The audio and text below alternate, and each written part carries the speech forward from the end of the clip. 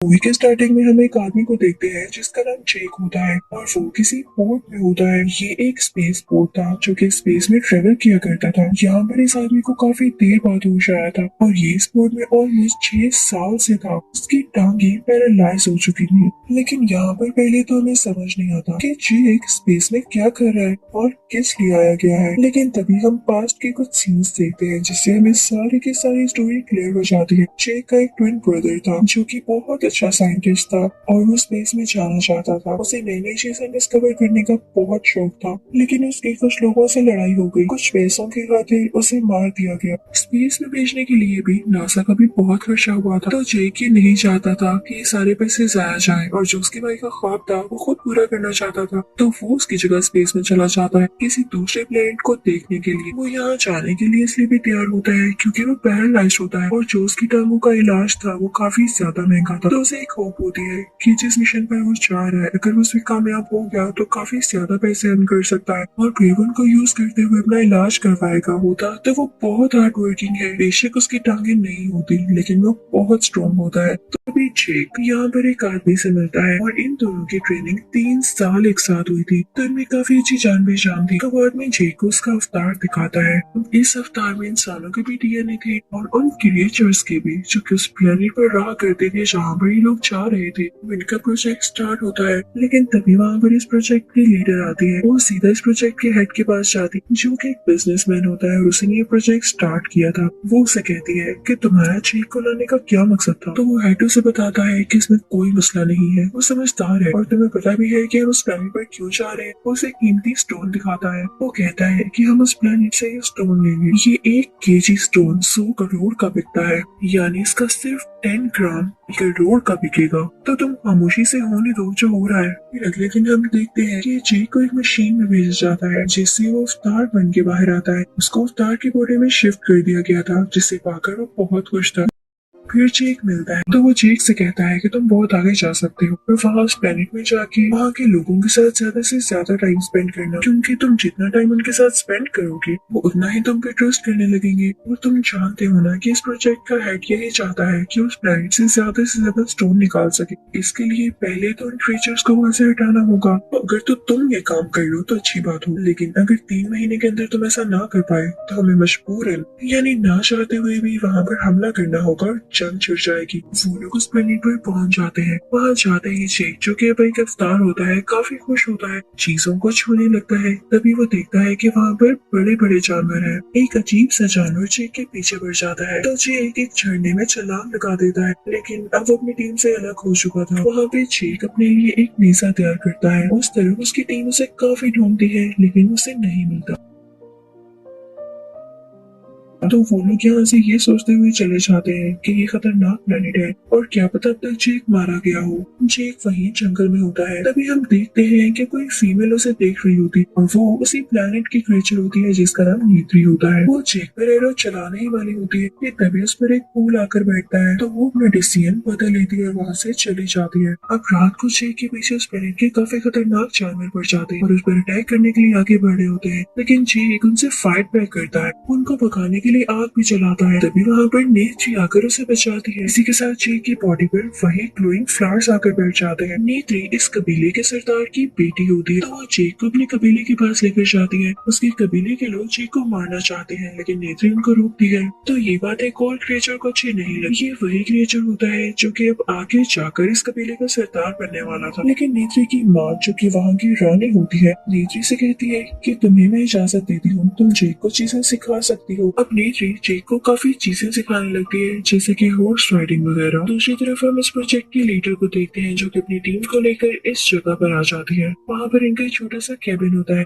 पहाड़ों के ऊपर जो कि बादलों में उड़ सकते थे। ये बहुत ही चार्मिंग व्यू है। उस तरफ जेक की ट्रेनिंग आहिस्ता आहिस्ता शुरू हो जाती है। देखते ही देखते जेक की काफी अच्छी ट्रेनिंग हो जाती है और वो वहाँ की सब बातें सीख जाता है। हॉर्स राइडिंग करना, वहाँ शिकार कैसे करना है और सबसे बड़ी बात नेचर से प्यार करना। अब नेत्री जेक को एक जगह पर लेकर जाती है जहाँ पर वो उसे एक परिंदे से मिलवाती है। वो उससे कहती है कि ये उड़ सकता है और पता है इसकी खासियत क्या है कि ये अपना राइडर खुद ही चुनता है और सारी जिंदगी उसी के साथ सिंसियर रहता है और उसी को लेकर उड़ता है, उसके अलावा किसी को नहीं चुनता। कि इसमें खतरे वाली बात ये है कि इसको चुनने से पहले तुम्हें भी बहुत केयरफुल रहना होगा, ये तुम्हें मार भी सकता है। अब ऐसे ही होता है, लेकिन जल्द ही जैक उस परिंदे को चुन लेता है और उस पर काबू पाकर उड़ने लगता है। नीति और जैक अपने अपने परिंदों पर उड़ रहे होते हैं और काफी एंजॉय कर रहे होते हैं। जहाँ पर इन्हें एक दरख्त भी नजर आता है। वो जगह काफी खूबसूरत होती है, लेकिन तभी इनके पीछे एक खौफनाक परिंदा पड़ जाता है। तो ये लोग जल्दी उससे लड़के उसे हरा देते हैं और अपनी जान बचा लेते हैं। तो नीचे जैक को बताती है कि ये मेरे एंसेस्टर्स की सवारी हुआ करती थी, इस पर सवारी करना बहुत मुश्किल है और इसके बारे में ये माना जाता है कि ये दुखों को खत्म कर सकता है और प्रॉस्पेरिटी ला सकता है। अब जैक को यहाँ पे 3 महीने गुजर जाते हैं तो कर्नल उसे वापस बुलाता है और कहता है कि जो काम मैंने तुम्हें कहा था लगता है वो तुम भूल रहे हो। तो जैक कहता है कि नहीं, मैं भूल नहीं रहा हूँ, बस कल उनका एक इवेंट है जिसमें वो सारे लोग मुझे एक्सेप्ट कर लेंगे, यानी मैं भी उनका हिस्सा बन जाऊंगा। तो कर्नल कहता है कि अगर तुम ऐसा ना कर सके तो मैं वापस तुम्हें जमीन पर भेज दूंगा। तो अगला दिन आ जाता है और वो इवेंट होता है जिसमें सब लोग यानी उस प्लेनेट पर रहने वाले सारे क्रिएचर्स जैक को एक्सेप्ट कर लेते हैं। नीति जैक को एवा का दरख्त भी दिखाती है जो कि उनका प्योर दरख्त होता है और वो हमेशा ग्लो किया करता था। यहाँ पर नीति जैक को ये भी बताती है कि तुम चाहो तो इस कबीले में से किसी भी लेडी को चुन सकते। तो जैक उससे कहता है कि मुझे तो तुम अच्छी लगती हो और यहाँ पे नीति भी मुस्कुरा देती है। तभी हम देखते हैं कि कर्नल वहाँ पर मौजूद दरख्त गिराने लगा है क्योंकि वो अपना काम शुरू करने वाला होता है, जिसे देखकर सारे कबीले वालों को गुस्सा आ जाता है। जैक उनको रोकने की काफी कोशिश करता है लेकिन ये इंसान तो रुके नहीं रहे थे। ये सब देखकर वो क्रिएचर जो उस कबीले का नया सरदार बनने वाला था जैक पर हमला कर देता है और नीति उसे बचाती है। अब इस प्रोजेक्ट के लीडर कर्नल से कहती है कि जरूरी नहीं है कि तुम उनकी जमीन खोद कर उनके दरख्तों को गिरा कर स्टोन को हासिल करो, क्या पता स्टोन चारों तरफ हो। तब तक जैक भी आ जाता है जो क्या कर्नल को समझाता है और इस प्रोजेक्ट के हेड से भी कहता है कि आप लोगों को ये स्टोन क्यों चाहिए। वो लोग नेचर को बहुत पसंद करते हैं, वो कभी भी से नहीं जाने वाले। तो कर्नल कहता है कि हमें इससे फर्क नहीं पड़ता, अगर वो नहीं जाएंगे तो मैं तुम्हें पहले ही बता चुका हूँ कि हम जंग करेंगे। कल सुबह ऐसा ही होगा। पीटर और जैक उन्हें समझाने की काफी कोशिश करते हैं लेकिन वो तो सुन ही नहीं रहा होता। वो बस उनको इतना सा मौका देता है कि तुम लोग वापिस अपने अवतार में एक बार जा सकते हो और उनको डील कर सकते हो, ये तुम लोग के पास आखिरी मौका है। इस प्रोजेक्ट के लीडर और जैक अपने अपने अवतार में चले जाते हैं और दोबारा से उस प्लानिंग पर जाते हैं जहाँ पर जैक जाकर सब कुछ सच सच बता देता है कि मुझे यहाँ पर इसीलिए भेजा गया था कि मैं आप लोगों को इस जगह से हटा सकूं क्योंकि हमें यहाँ से कुछ जरूरी चीजें चाहिए। तो नीति सुन के रोने लगती है और चिल्लाने लगती है कि तुमने मुझे धोखा दिया है, तुम अब तक ड्रामा करते आ रहे थे। उस प्लानेट के क्रिएचर्स जैक और उस प्रोजेक्ट के लीडर को कैद कर लेते हैं। तभी वहाँ पर कर्नल अपने लोगों के साथ वापस आता है। जैक उसे मना भी कर होता है लेकिन वो फिर भी शर्मा जाता है। हम इस कबीले के लोग उन पर अटैक करने लगते हैं लेकिन वो अपने बो और एरो से इतना अटैक कर पाते कर्नल उन पर बॉम्ब्स फेंकने लगता है जिसे हर तरफ आग ले जाती है और कबीले के लोग डर के रोने लगते हैं। तभी एक फीमेल क्रिएचर जैक के पास आती है और उसे खोलते हुए कहती है कि हमारी जान बचाओ। लेकिन इतनी देर में कर्नल वो दरख्त भी गिरा देता है जो कि उनका प्योर दरख्त था। सब लोग देख के काफी दुखी होते हैं और उन इंसानों पर काफी ज्यादा गुस्सा आ रहा होता है। इस समय जी के फादर यानी इस कबीले के लीडर की भी डेथ हो जाती है। इस प्रोजेक्ट का हेड और कर्नल ऑर्डर्स देता है कि जैक और इस प्रोजेक्ट के लीडर को अरेस्ट कर लिया जाए लेकिन तभी वहाँ पर एक पायलट आती है जो कि फाइटर प्लेन चलाया करती थी। वो उनको आकर बचाती है। अभी सारे लोग एक और स्पेसशिप में होते हैं जहाँ पर कर्नल की फायरिंग की वजह से प्रोजेक्ट की लीडर जख्मी हो चुकी होती है। यहाँ पर जैक दोबारा से अपने अवतार में आ जाता है लेकिन जैक देखता है कि यहाँ के सारे लोग किसी और जगह चले गए और वो वहीं पर होता है जहाँ पर उनका प्योर थ्रो गिर चुका था। उन्हें लग रहा था कि जैसे जैक भाग चुका है और वो इनकी मदद के लिए कभी भी नहीं आएगा, लेकिन अब की बार जैक उसे परिंदे पर सवारी करता हुआ था जिस पर नेटी के एंसेस्टर्स ने सवारी की। इन लोगों का यही मानना था कि जो उस परिंदे पर सवारी करेगा वो हम के बादलों को भी हटा सकेगा यानी प्रॉस्पेरिटी ला सकेगा। तो जब जैक इस परिंदे पर इनके पास आता है तो सब लोग बहुत खुश होते हैं और ये सोचते हैं कि वाकई जैक दूर नहीं भागा था बल्कि अब तो वो आ गया है हमारी मदद करने के लिए। तो नेत्री भी बहुत खुश हो जाती है। तो जैक इस कबीले में ऐलान करता है कि हम कर्नल के खिलाफ लड़ाई करेंगे और सब लोग उसकी तरफ हो जाते हैं और उसका साथ देने के लिए तैयार हो जाते हैं। ये तादाद में यानी क्वांटिटी में बहुत ज्यादा होते हैं जिसकी वजह से कर्नल भी डरा होता है। लेकिन मसला ये था कि उसके पास बहुत बड़े बड़े जंगी जहाज और एडवांस वेपन्स थे, लेकिन जेक और बाकी कबीले वालों के पास सिर्फ तीर कमान यानी बो और एरो था। लेकिन जेक इस बात पर इतना ध्यान नहीं देता क्योंकि वो इस प्लेनेट को अच्छी तरह से जानता है और वो ठान लेता है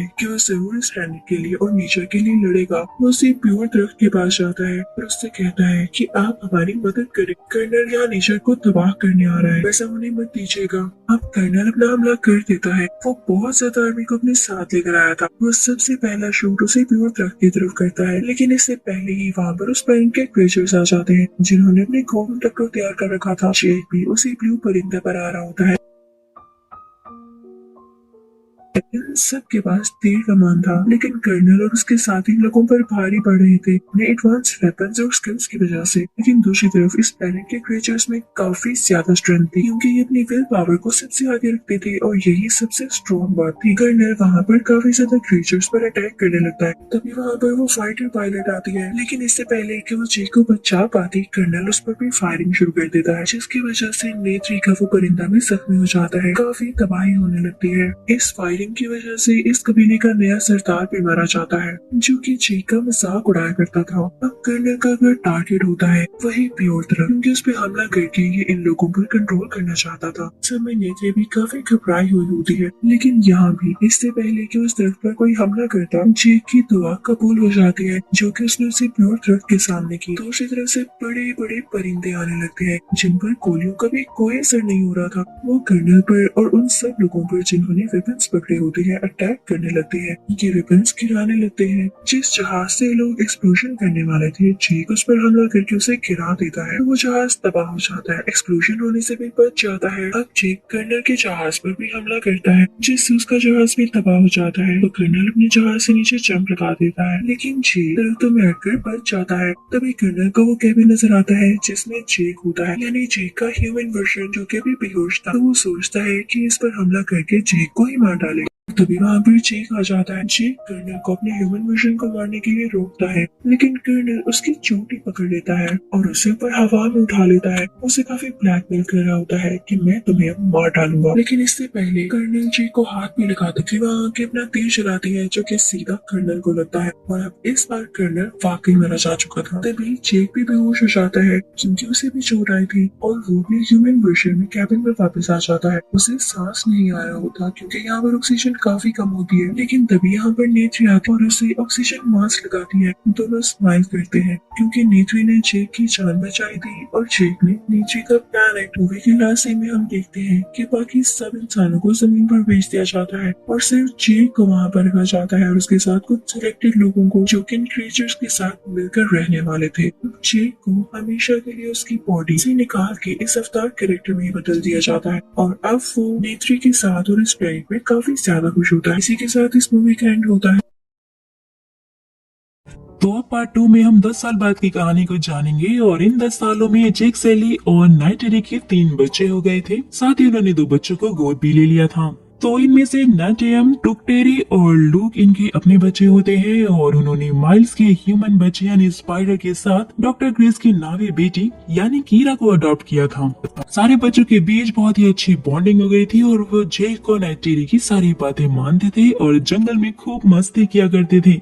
लेकिन एक रात वो सब आसमान में वापस से बहुत सारी स्पेसशिप को देखकर समझ जाते हैं कि ह्यूमंस इन पर दोबारा उनके ग्रह पर आ गए हैं और आते ही उन्होंने नावियों के पूरे जंगल को जलाकर उन्हें वहां से भगा दिया है और वही इंसानों ने अपना नया कैंप भी बनाया है। वही हम एक लैब को देखते हैं कि इंसानों ने कर्नल माइल्स के कंसीक्वेंसेस को उनके अवतार में ट्रांसफर करके माइल्स और उनकी टीम को दोबारा से जिंदा कर दिया था, जिसका मतलब है कि अब कर्नल माइल्स भी एक नावी बन चुका है जो कि अब जेक सैली और नाइटेरी के साथ पूरे पेंडोरा ग्रह के निवासियों के लिए बहुत बड़ा खतरा बनने वाला है। जेक अपने बचे हुए साथियों के साथ आरडीए कंपनी की एक ट्रेन पर हमला करके उस ट्रेन पर लदे हुए हथियारों को लूट लेता है, जहां इस लूट को अंजाम देने के लिए नीटियम और लूक भी आए हुए थे जो कि हथियार को लेकर थोड़ा मस्ती कर ही रहे होते हैं कि तभी इंसान वापस से उन पर हमला कर देते हैं, जिनमें वो दोनों घायल हो गए थे। लेकिन जेक सैली अपना दिमाग लगाकर चॉपर को वहां से उड़ा देता है और अपने बच्चों की जान बचा लेता है। वहीं के लैब में हम कीरा को देखते हैं जो कि अपनी मॉम यानी डॉक्टर ग्रेस की रिसर्च वीडियो देखकर काफी ज्यादा इमोशनल हो रही थी। वहीं दूसरी तरफ आरडीए के बेस पर कर्नल माइल्स को पता चलता है कि जेक सली ने अपने पेट्रो के साथ में मिलकर लूटपाट मचा रखा है। हर बार जेक सली उनके हाथ से बच के निकल जाता है। ये जानकर कर्नल माइल्स फिर अपनी टीम को लेकर जंगल में जेक की तलाश के लिए निकल पड़ता है। जेक की तलाश में उन्हें उनके बच्चे स्पाइडर, कीरा और लूक मिल जाते हैं, जिन्हें देखते ही वो समझ गया था कि स्पाइडर कर्नल माइल्स यानी कि उसी का बेटा है और डॉक्टर ग्रेस की बेटी है। लेकिन इन तीनों ने खुद के पकड़े जाने से पहले ही जेक को माइल्स की खबर रखी थी, जिस वजह से थोड़ी ही देर में जैक, नेट्री और नीटिम वहां पर आके माइल्स के साथियों पर हमला कर देते हैं। माइल्स के जवाबी हमले में स्पाइडर घायल हो गया था, इसलिए माइल्स उसे पकड़ लेता है। वहीं दूसरी तरफ बाकी के बच्चों के साथ घर आने पर जेक बहुत मुश्किल से नेटरी को समझाता है कि माइल्स उसकी तलाश में हमला करते रहेगा और वो शांत नहीं रहेगा। वो नहीं चाहता है कि उसकी वजह से बाकी के बचे हुए लोग भी मारे जाएं और इसलिए वो ये जंगल छोड़ने का फैसला करता है अपने पूरे परिवार के साथ। वहीं कर्नल माइल्स भी अपने बेटे स्पाइडर से बात कर रहा था और वो उसे समझा रहा था कि वो भी नाविकों की जीवन शैली को जानकर उनकी तरह बनना चाहता था। माइल्स की बातें सुनकर कर्नल उसे अच्छा इंसान समझने लगता है। लेकिन दोस्तों ये बात तो हम सब जानते हैं कि माइल्स बस जेक सली से बदला लेने के लिए ही स्पाइडर से नजदीकियां बढ़ा रहा है। वहीं जेक पूरा अपनी पर बैठकर नए बसेरे की तलाश में निकल पड़ते हैं, जहाँ कुछ दिनों तक सफर करने के बाद वो सब एक मटकई नाम के कबीले तक पहुँच जाते हैं, जो कि समंदर के किनारे रहते थे। वहाँ के लोग और उनका मुखिया टोनोवरी अपनी पत्नी रोनल के साथ में जेक से मिलते हैं, जहाँ हमें ये पता चल जाता है कि वो सभी लोग जेक सली को बहुत ही अच्छे से जानते हैं, क्योंकि फर्स्ट पार्ट में जेक ने सभी कबीलों को एक करके इंसान के खिलाफ जंग में जीत लिया था।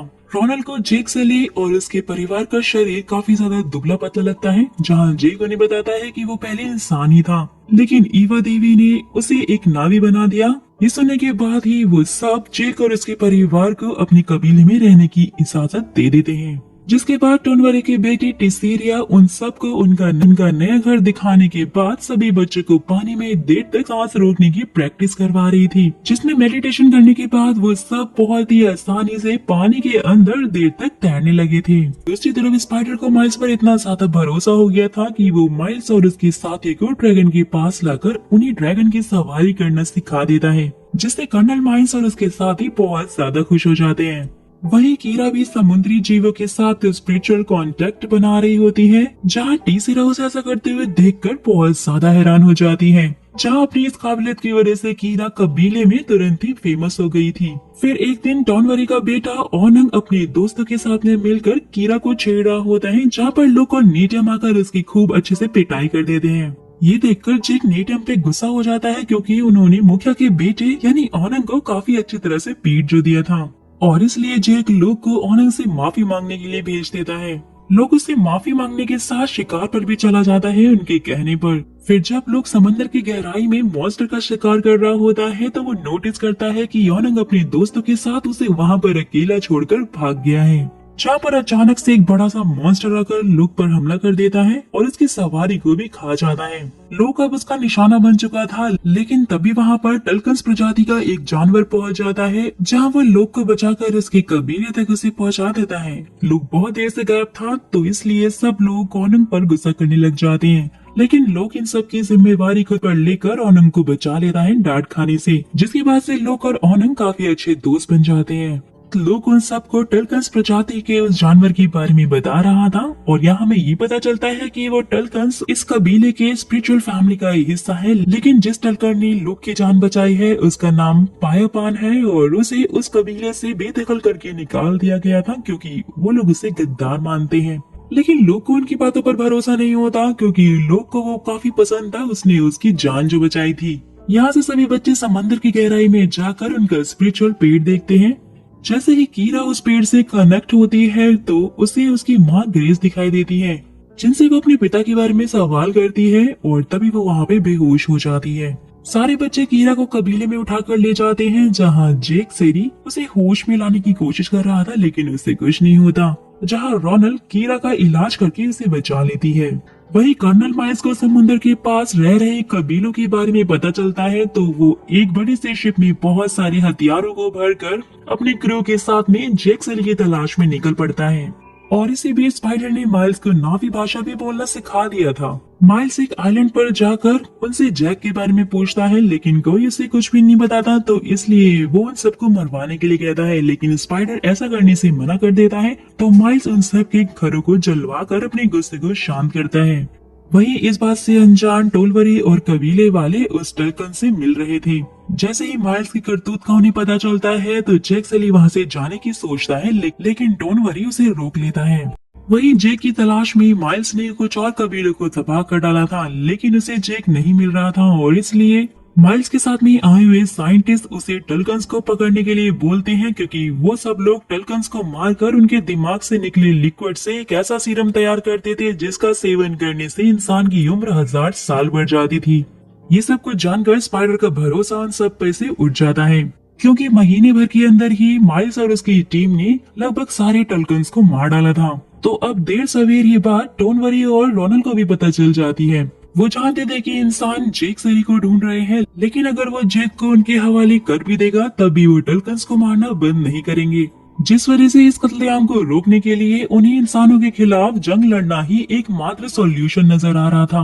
वहीं दूसरी तरफ लोग अपने दोस्तों और भाइयों के साथ पाइपन की जान बचाने के लिए निकल पड़ता है। पाइपन पर भी इंसानों ने ट्रैकिंग डिवाइस लगा दिया था। जब वो सभी बच्चे उस ट्रैकर को निकाल रहे थे, तब वो देखते हैं कि माइल्स की टीम उनकी ओर ही बढ़ती आ रही है। जहाँ लोग ये बात जल्दी से अपने पिता को बता देता है, तो जैक सली टोनवरी के साथ अपनी आर्मी लेकर उनकी जान बचाने के लिए निकल पड़ता है। वहीं स्पाइडर ने भी पाइपान के ऊपर अपने भाइयों को देख लिया था, लेकिन तब तक बहुत सारी स्पीड बोट उन बच्चों को पकड़ने के लिए वहाँ से निकल चुकी थी। वहीं दूसरी तरफ बच्चों ने जैसे तैसे करके उस ट्रैकर को निकाल लिया था, तो पाइपान वहाँ से निकल जाता है। लेकिन इन सब के चक्कर में लोग टुकटेरिया और टुक पकड़े जाते हैं। जहां अपने भाइयों को कैद में देखकर स्पाइडर भी माइल्स से बगावत करने लगता है। माइल्स उसे एक कैबिन में बंद करवा देता है। वहीं लूक के ट्रांसमीटर से कर्नल माइल्स जेक सरी से बात करके उसे अकेले ही शिप पर बुलाता है, तो जेक सरी अकेला ही माइल्स से मिलने के लिए निकल पड़ता है। लेकिन तभी कर्नल माइल्स की शिप पर पाइपान हमला करता है, जिससे उसकी आधी शिप टूट जाती है और मौके का फायदा उठाकर टोनवरी अपने आदमियों के साथ शिप पर हमला कर देता है, जिसमें वो छोटे बोट वालों को भी मार रहे थे। वही शिप के नीचे कीड़ा कुछ पेड़ों को कंट्रोल करके उनसे बड़ी वाली शिप को तोड़वा रही थी, और उधर शिप पर स्पाइडर भी हाथ पांव मार रहा था, जिससे कि शिप में आग लग जाती है। समुद्र के अंदर छोटे छोटे बोट्स को पाइपान ने अकेले ही संभाल लिया था। वहीं इन सब के बीच में कर्नल माइल्स और जैक सरी भी एक दूसरे से भिड़ गए थे। जैक सरी माइल्स को समुद्र में गिरा देता है और ऊपर नीटियम ने अपने भाइयों को आजाद करवा लिया था, और इसके बाद लूक और नीटियम स्पाइडर को बचाने के लिए आगे बढ़ते ही हैं। वहीं कीरा भी अपने छोटे भाई बहनों को लेकर वहां से निकल रही थी कि माइल्स उसे और टूक को पकड़ लेता है। वहीं दूसरी तरफ दोनों भाइयों ने मिलकर शिप के सभी बंदर को मारकर स्पाइडर को बचा लिया था। लेकिन इन सब में नेटियम मारा जाता है, जिससे कि नेट्री को बहुत ही ज्यादा गुस्सा आ जाता है। जहाँ पर इतना कम नहीं था कि माइल्स जेक को बताता है कि उसकी बेटियां उसके कब्जे में है, और ये सुनकर तो नेट्री के साथ जेक भी बहुत ज्यादा गुस्सा हो जाता है। जेक वहाँ पर खुद को शांत करके नेटरी को हमला करने का प्लान बताता है कि वो शिप में स्पाइडर के साथ पीछे से हमला करेगा, जहाँ जेक सरी उन सब पर पीछे से धमाका कर देता है, जिससे शिप पर खड़े सोल्जर्स का सारा ध्यान भटक जाता है। और वैसे ही नेटरी उन सब पर हमला करके उन्हें बहुत ही ब्रूटल अंदाज में मार रही थी, क्योंकि एक माँ को अपने बेटे की मौत का बदला जो लेना था। जेक सली का पलड़ा काफी भारी हो चुका था, और इसलिए माइल्स कीरा को चाकू की नोक पर रखकर उसे मारने की धमकी देता है, तो नेटरी भी स्पाइडर के गले पर चाकू रखकर बेटी के बदले उसके बेटे को मारने की धमकी देती है, जो कि माँ काली का रूप धारण कर चुकी थी। ये देखने के बाद कर्नल माइल्स कीरा को छोड़ देता है, और जब जेक सली वहाँ से निकल ही रहा होता है, तो माइल्स उसे भड़काने की कोशिश करता है, जहाँ वो कहता है कि वो एक न एक दिन उसके परिवार को ढूंढकर इन सबको मार डालेगा। जेक सली भी ये बात जानता ही था, और इसलिए वो कर्नल माइल्स से लड़ने के लिए चला जाता है, और उनके बीच लड़ाई की वजह से शिप पूरी तरह से बर्बाद हो जाता है, जिस वजह से नेटरी एक चैम्बर में फंस जाती है अपनी बेटी के साथ में। वहीं दूसरी ओर जेक ने माइल्स को बेहोश करके समंदर की गहराइयों में उसे मरने के लिए छोड़ दिया था, और अब तक की लड़ाई में जेक की हालत भी बहुत ही बुरी हो गई थी। लेकिन तभी वहाँ पर लूक और स्पाइडर उसे बचाने के लिए जाते हैं। जब स्पाइडर माइल्स को डूबता हुआ देखता है, तो वो भी ना चाहते हुए माइल्स की जान बचा लेता है, क्योंकि हो ना हो वो उसके पिता का अवतार जो था।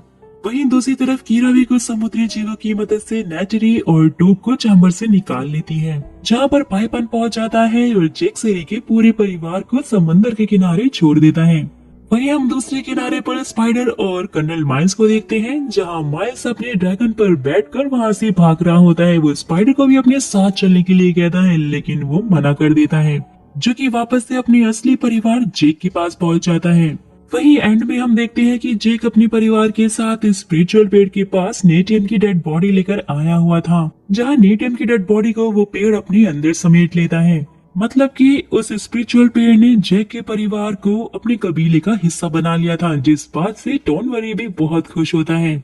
जिसके बाद जेक सरी और नेटरी खुद को पेड़ से कनेक्ट करते हैं और नेटियम से मिलते हैं। लास्ट सीन में जेक हम सब से बोल रहा होता है दोस्तों कि वो हर मुसीबत के लिए तैयार है, क्योंकि अभी भी कर्नल माइल्स जिंदा जो है।